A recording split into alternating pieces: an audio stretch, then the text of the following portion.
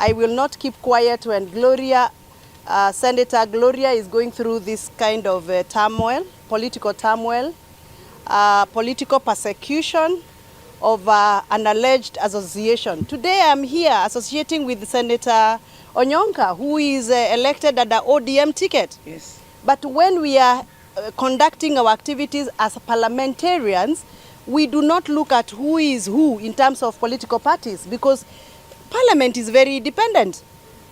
You also cannot isolate Gloria from her community. You cannot say that Gloria, because now she's a nominated senator under UDA, she no longer associates with the Kisii community. She no longer associates with the Kisii leaders, whether they are from her party or not her party. And I think this is an erosion of what we call the nationalism. When you start associating leaders with who they marry, who they sing with over the weekend, which church they attend to, I think this is an erosion of our nationalistic ethos. And I am here to condemn the persecution, the harassment, the objectification of Senator Orwoba, Senator Gloria. And I stand with her as a woman, I stand with her as a mother, and I want to speak to my political party, UDA. UDA literally means Democratic Party. It is democracy within the democratic space for us to associate, for us to advocate, for us to stand for Kenyans. I think they should start with themselves. Yes. Because you have allowed Raila Odinga to be on the presidential jets. How many times? Yes. Raila Odinga keeps saying that you are not in a coalition with him. He keeps denying you, William Ruto, my president.